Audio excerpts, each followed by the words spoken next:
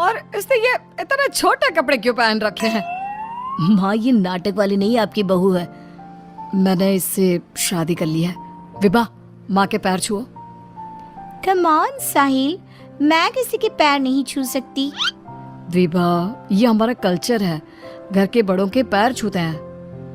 Okay साहिल। विभा जैसे ही शोभा के पैर छूने के लिए झुकी तो शोभा ने उसे डांटते हुए कहा, चल हट यहाँ से, दूर हो जा मेरी नजरों से।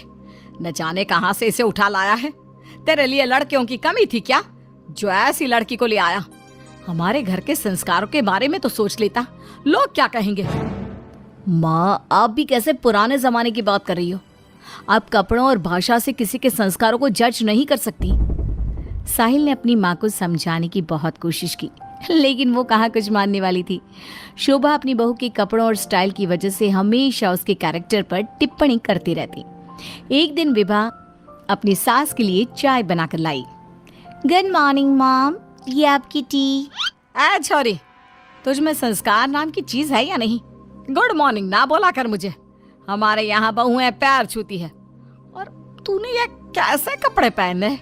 देख जरा मेरी बेटी रानी को, सीधे सादे कपड़े पहनती है वो। मॉम, आपकी बेटी को फैशन की बिल्कुल भी नॉलेज नहीं है। उसी तो आप तंबू भी दे देंगी ना तो वो तंबू भी पहन लेंगी। देखो माँ, भाभी कैसे मेरा मजाक उड़ा रही हैं। रानी, मैं तुम्हारा मजाक नहीं उड़ा रही, मगर ज़रा देखो खुद को, कैसी लग रही हो। तुम्हें फैशन का बिल्कुल भी सेंस नहीं है। कुछ तो लड़कियों वाली हरकतें किया करो। चलो कोई बात नहीं, मैं आ गई हूँ ना, सब सिखा दूंगी। इतना कहकर विभा वहां से चली जाती है और रानी सोचने लगती है, भाभी आपने मेरा मजाक उड़ाकर अच्छा नहीं किया। अब देखो मैं कैसे आपको इस घर से बाहर निकालती हूँ।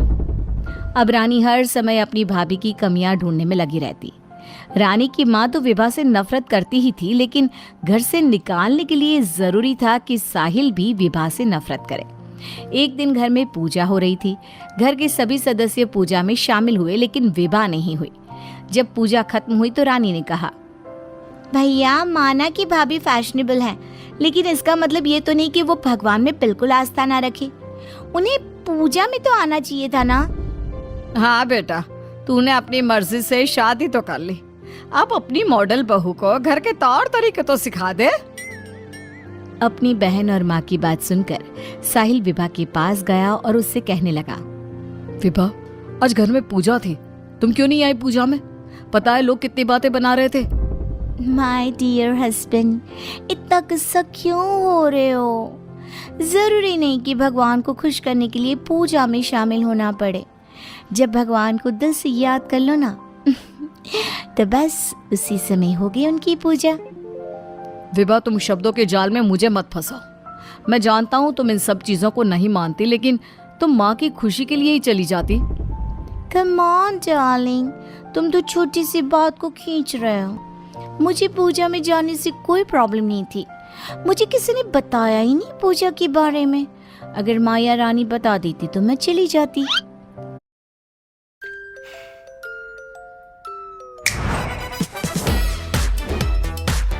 Prapti saw results in 5 months with Traya, just like 93% of customers did. Take the hair test and get your plan today. इसी तरह दोनों में काफी देर तक बहस चलती रही। अब विभा की ननद और सास किसी न किसी बात पर दोनों का झगड़ा करवाती रहती। जो भी शोभा के घर आता तो वो उसके सामने अपनी बेटी और बहू की तुलना करती। एक दिन उनके घर पर उनकी पड़ोसन आई। शोभा बहन, कैसी हो? कहाँ है आपकी फिरंगी बहू? अरे घूम रही होगी आधे कपड़े पहनकर कहीं। जब से आई है जीना हराम कर दिया है। शोभा बहन, वैसे जो भी हो, आपके बेटे साहिल ने ऐसी लड़के से शादी करके सही नहीं किया। आपके घर में सब कितने संस्कारी हैं। आपने अपनी खुद की बेटी की कितनी अच्छी परवरिश की है, और आपकी बहू, उसके तो पूरे मोहल्ले में चर्चे हैं। हाँ बहन, बात तो सही कह रही हो। एक मेरी बहू है जिसे ना बात करने का तरीका आता है, ना कपड़े पहनने की तमीज़ है, और एक मेरी बेटी है, संस्कारी, सुंदर, सुशील, सर्वगुण संपन्न है मेरी बेटी। आप तो जल्द से जल्द बस अपनी बेटी की शादी करने के बारे में सोचो। कहीं ऐसा ना हो कि आपकी बहू के चक्कर में आपकी बेटी से कोई शादी ही ना करे। पड़ोसन की बात शोभा के दिमाग में बैठ जाती है और वो रानी के लिए रिश्ता ढूंढना शुरू कर देती है। एक दिन शोभा की तबीयत अचानक खराब हो जाती है। माँ, क्या हो गया है आपको? आप दिन भर अपने कमरे में लेटी क्यों रहती हो? अरे पता नहीं बेटी क्या हो गया है, कई दिन हो गए बुखार आ रहा है। मॉम, आपको डॉक्टर के पास जाना चाहिए, ऐसे तो आपकी हेल्थ खराब होती जाएगी। ओ अंग्रेजन, अपनी अंग्रेजी अपने पास रख। माँ किसी डॉक्टर के पास नहीं जाएगी। मैं अभी माँ को काढ़ा बना कर देती हूँ, माँ बिल्कुल ठीक हो जाएंगी। लेकिन रानी, डॉक्टर ब्लड टेस्ट करके बता देगा कि मॉम का फीवर क्यों नहीं उतर रहा। इसी तरह कई दिन हो गए। शोभा का बुखार उतरने का नाम नहीं ले रहा था और रानी उन्हें डॉक्टर के पास जाने नहीं दे रही थी। एक दिन विभा रानी को बिना बताए शोभा को डॉक्टर के पास ले गई। शोभा को 4-5 दिन हॉस्पिटल में रहना पड़ा। इसी बीच विभा ने अपनी सास की बहुत देखभाल की, लेकिन रानी एक बार भी अपनी माँ से मिलने नहीं आई। बहू, मेरी इतनी ज्यादा तबीयत खराब थी, लेकिन रानी मुझसे एक बार भी मिलने नहीं आई। डोंट वरी मॉम, घर में कोई नहीं है ना, तो वो घर में ही रहती है। अब डॉक्टर ने बोला है कि आप घर आ सकती हैं, तो आप ज्यादा सोचिए मत। अब शोभा को पहली बार अपनी बेटी और बहू के संस्कारों के बीच का अंतर पता चला। शोभा अपनी बहू को प्यार करने लगी। एक दिन शोभा ने विभा से कहा, बहू, आज शाम को लड़के वाले रानी को देखने आ रहे हैं। रानी और तुम बाजार चली जाओ, खाने का कुछ सामान और रानी के लिए अच्छी सी साड़ी लेकर आना। माँ, मैं भाभी के साथ नहीं जाऊंगी। वो साड़ी दिलाने की जगह कोई स्कर्ट या जींस दिलाकर ले आएंगी। बहू, तो इसे साड़ी ही दिलाकर लाना, ठीक है कि मॉम। रानी और विभा मार्केट के लिए निकल जाती हैं, लेकिन रास्ते में बहुत ट्रैफिक था। पूछने पर पता चला कि एक कार का एक्सीडेंट हो गया है। विभा और रानी ने कार के पास जाकर देखा तो एक लड़का बहुत बुरी तरह से जख्मी पड़ा था। कोई उसकी मदद नहीं कर रहा था। लोग खड़े होकर बस तमाशा देख रहे थे। विभा ने उस लड़की की मदद करना चाहा तो रानी ने उसे रोकते हुए कहा, भाभी, ये क्या कर रही हो? जब कोई इसकी मदद नहीं कर रहा तो हम क्यों करें? रानी, ये क्या बोल रही हो तुम? अगर हमने इसकी हेल्प नहीं करी तो ये मर सकता है। लेकिन भाभी, पुलिस का झंझट कौन संभालेगा? पुलिस उल्टा हमसे ही सवाल जवाब करेगी। वो सब बाद में देखेंगे, पहले इसे हॉस्पिटल पहुंचाते हैं। विभा और रानी उस लड़के की जान बचा लेती हैं और उन्हें घर आने में देर हो जाती है। शोभा उनसे पूछती है, तुम दोनों को इतनी देर क्यों हो गई आने में? देखो शाम होने वाली है, लड़के वाले किसी भी समय आते होंगे। माँ, आपकी लाडली बहू की वजह से देर हो गई। मुझे आज पता चला भाभी को समाज सेवा का शौक भी है। रानी ने पूरी बात अपनी माँ को बता दी। शोभा ने बहू को डांटने की जगह उसकी तारीफ की। वो तीनों बात कर ही रहे थे, तभी साहिल वहां आकर कहता है, माँ, जो लड़का रानी को देखने आने वाला था उसका एक्सीडेंट हो गया है। क्या? ये तो बहुत बुरा हुआ। ठीक तो है ना वो? हमें जल्दी उसे देखने जाना चाहिए। माँ, वो ठीक है, उसके घर वाले बता रहे थे कि 2 लड़कियों ने उसे हॉस्पिटल पहुंचाया है। अगर वो उसे वक्त पर हॉस्पिटल ना लेकर जाते तो उसका बचना मुश्किल था। 2 लड़कियों ने? डार्लिंग, हमने भी आज एक लड़की का हॉस्पिटल पहुंचाया था। कहीं ये लड़का वही तो नहीं जो रानी से मिलने आ रहा था? हॉस्पिटल पहुंचे तो ये लड़का वही निकला जिसकी जान विभा और रानी ने बचाई थी। सब ने दोनों की बहुत तारीफ की। रानी ने अपनी भाभी से माफी मांगते हुए कहा, भाभी, मुझे माफ कर दो। मैंने हमेशा आपको गलत समझा। अगर आप ना होती तो मैं कभी भी किसी अनजान आदमी की मदद ना करती।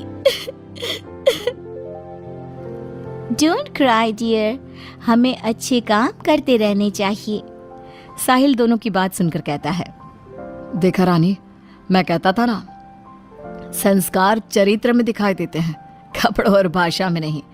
इसीलिए कभी किसी के कपड़े देखकर उसका कैरेक्टर सर्टिफिकेट नहीं बनाना चाहिए। अब परफेक्ट बहू की क्या परिभाषा होती है, ये तो वो सास जाने जो बहू से खुश हो, लेकिन जो सीमा जैसी बहू से भी खुश ना हो तो। माँ जी, मैंने सारा काम कर लिया है। आपके लिए नाश्ता टेबल पर रखा है। अब मैं काम पर जाने के लिए निकलती हूँ। अच्छा, और दिन का खाना कौन पकाएगा मेरे लिए, हैं? माँ जी मैंने दिन का खाना भी बना के रख दिया है, बस आपको गर्म करके खाना है।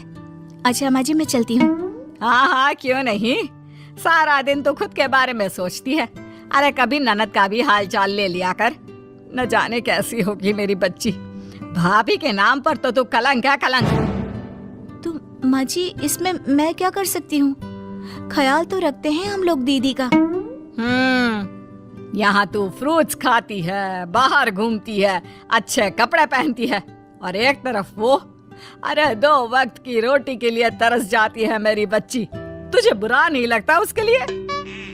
माँ जी टीना के लिए मुझे भी बुरा लगता है, पर आप ही ने तो उसे आगे पढ़ने से रोका और उसकी शादी करवा दी बिना परिवार को जांचे परखे। तो ये तो होना ही था ना। तू तो समझदार है ना, तो कुछ करती क्यों नहीं उसके लिए? अपने दफ्तर में उसके लिए बात क्यों नहीं करती? माँ जी टीना ज्यादा पढ़ी लिखी नहीं है, तो उसे मेरे दफ्तर में कोई अच्छी नौकरी कैसे मिलेगी। अच्छा माँ जी चलती हूँ, बहुत देर हो रही है। मेरी बात तो कोई सुनना ही नहीं चाहता। अब क्या कर सकते हैं, बूढ़ी जो हो गई हूँ। अब इस बुढ़िया की बात कौन सुनेगा और समझेगा? जब लोगों को अपने काम और घूमने से फुर्सत मिले तब मेरी बात सुनेंगे ना। हे भगवान कैसे दिन दिखा रहा है मुझे। सीमा सब सुनती है लेकिन शांति से चली जाती है। शाम को टीना अपने मायके अपनी माँ से मिलने आती है। और बता बेटा, सब कुछ ठीक? तेरे ससुराल में सब ठीक है ना, कोई परेशानी तो नहीं ना? कहाँ माँ, बस जी रहे हैं, यही काफी है। आजकल इनके दफ्तर में भी ना पंगा चल रहा है और इनकी बॉस ने अभी तक इस महीने की तनख्वाह भी नहीं दी। बस यही चिंता लगी रहती है, इस महीने घर कैसे चलेगा। मैंने इस बारे में ना तेरी भाभी से बात की, लेकिन उसे तो अपने कामों से ही कहाँ फुर्सत मिलती है। सच बताऊं माँ, कभी कभी मुझे भाभी से जलन होती है। वो खुद कमाती है, अपनी पसंद से घूम फिरने जा सकती है, खर्च करने से पहले सोचना नहीं पड़ता। अच्छा हुआ भाभी ने मेरी तरह शादी के बाद पढ़ना नहीं छोड़ा, नहीं तो आज उनकी हालत मेरे जैसी होती। तभी सीमा ऑफिस से आती है। अरे टीना तुम कब आई? बस भाभी अभी ये कुछ कपड़े फट गए थे तो उसे सिलने लाई थी, सोचा इसी बहाने माँ से मिलना हो जाएगा। ये तो तूने बहुत अच्छा किया जो यहाँ आ गई। वैसे भी माँ जी ना रोज याद करती है तुझे। अरे बात है बाद में करना, जा पहले इसे कपड़े सिलने की मशीन दे दे, वो कपड़े सिल लेगी। जी माँ जी अभी लाती हूँ। लीजिए भाभी हो गया। अरे इतनी जल्दी, दिखाना तो सही। टीना इस कपड़े को तो देखकर पता ही नहीं चल रहा कि ये फटा हुआ था। तुमने इतनी अच्छे से सिल दिया है, तुम्हारे हाथों में तो जादू है, जादू। नहीं भाभी, बस सूट वगैरह सिल लेती हूँ और कुछ नहीं। बचपन में टीना मेरे साथ पड़ोस में सिलाई सीखने जाया करती थी, बस वहीं से सीखा है। शादी से पहले मैं अपने सारे सूट ब्लाउज वगैरह इसी से सिलाया करती थी। अच्छा सीती है मेरी बेटी। जब तुम इतना अच्छा सिलती हो तो तुम अपना खुद का बुटीक क्यों नहीं खोल लेती? इससे तुम्हारी कमाई भी होगी और तुम अपने घर का खर्चा भी निकाल पाओगी। बहू, बुटीक खोलने के लिए अभी पैसे चाहिए होते हैं। उनकी हालत दिखती है बुटीक खोलने वाली। उसकी शादी छोटे घर में हुई है, ना कि तेरी तरह बड़े घर में जो उसका हर चीज का खर्चा उठाए। तो माँ जी हम किस लिए हैं? हम भी इसमें टीना का साथ देंगे। आखिरकार हम सभी एक परिवार हैं और परिवार में मुश्किलों में एक दूसरे का साथ देते हैं, तभी तो उसे परिवार कहते हैं। नहीं भाभी, मैं आप लोगों से कैसे मदद ले सकती हूँ? और वैसे भी मैंने पहले कभी कोई ऐसा काम नहीं किया, कहीं पता चला काम बनने की जगह और बिगड़ जाए। टीना सही कह रही है, उसने घर के कपड़े सिलने के सिवाय कभी किसी बाहर वाले के कपड़े नहीं सिले। अगर कोई गड़बड़ हो गई तो? माँ जी एक बार कोशिश करने में क्या जाता है? तुम कोशिश करके तो देखो, क्या पता तुम्हारा बुटीक चल पड़े। और मैं तो हूँ ना तुम्हारी मदद के लिए। भाभी आप इतना बोल रही हैं तो मुझे भी लगता है मुझे एक बार कोशिश कर लेनी चाहिए। थोड़े दिनों बाद सीमा ननद टीना को एक बुटीक खोल कर दे देती है। अब क्या, सारा दिन ननद रानी लोगों के कपड़े सिलती और खूब पैसे कमाती। लेकिन कुछ दिन बाद, अरे सीमा, तूने तो मेरी बेटी को परेशान करके रखा है। खुद ऐश कर रही है और मेरी बेटी वहाँ कपड़े सिल सिल कर हाथ में सुइयां चुभा रही है। माँ जी, तो अब इसमें मैं क्या कर सकती हूँ? मैंने तो पहले ही कहा था कि थोड़ी भी पढ़ी लिखी होती टीना तो मैं अपने ऑफिस में लगा देती, लेकिन यकीन मानिए वहाँ भी इतनी कमाई नहीं होती।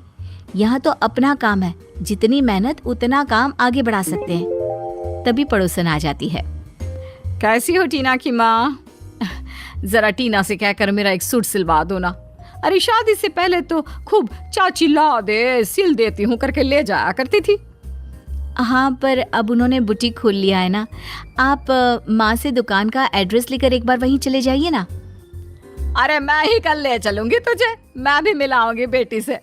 अब तो बेचारी के मुंह देखने के लाले पड़े हैं। अगले रोज सास पड़ोसन को लेकर बेटी के बुटीक पर जाती है, जहाँ बेटी ढेर सारे कपड़ों के बोझ तले दबी होती है। हाय रे फूल सी बच्ची, अरे कितना काम करती है बिटिया। अरे टीना, मदद के लिए एक सहयोगी टेलर रख ले, दोनों मिलकर सिलोगी तो अच्छा रहेगा। लेकिन उसके लिए मशीन और उसकी तनख्वाह कहाँ से निकलेगी चाची? अरे वही तो। अच्छा चल, ये तेरी चाची का ना सूट सिल देना, और पैसे भी देंगी वो अब तो, है ना चाची? और नहीं तो क्या, कितनी मेहनत कर रही है टीना। सास घर आकर टीना का दर्द घर वालों को बताती है। फिर अगले रोज, क्या बात है बहू, आजकल ऑफिस से देर से आती है, जरूर गुलछर्रे उड़ाती होगी। अरे करम जली, एक तरफ मेरी बेटी है जो खाना भी वक्त पर नहीं खा पा रही, लेकिन तू, अरे तुझे क्या फिक्र है? कल से वक्त पर नहीं आई तो देख लेना। वहीं सीमा ऑफिस से सीधा टीना के बुटीक जाया करती थी। टीना, आज बहुत कपड़े सिलने को आए हैं, मैं भी तुम्हारी मदद कर देती हूँ। माँ जी, वो कपड़ा इधर देना तो जरा। भाभी, आपने मेरी इतनी मदद की और मैंने आपको ठीक से एक थैंक यू भी नहीं कहा। कैसी बात कर रही है टीना? अब तो मैंने सोचा है कि तेरे बुटीक में 2 और मशीन लगवा देती हूँ। तू 2 कारीगर भी रख ले, वो जो काम करेंगे उसी से उन लोगों की सैलरी भी निकाल लेना। और हाँ, थोड़ा तेरा काम भी कम हो जाएगा। सीमा भाभी के गले लग जाती है। और फिर शाम को, आज फिर लेट, तेरी खबर तो मैं लेती हूँ। लेकिन जैसे ही सास झाड़ू से बहू को मारने जाती है, बेटी उनकी झाड़ू पकड़ लेती है। माँ, भाभी मेरे साथ बुटीक में मेरा हाथ बटाती थी, वो ऑफिस से सीधा मेरे पास आती थी। माँ, भाभी तो सच मायने में मेरी माँ है।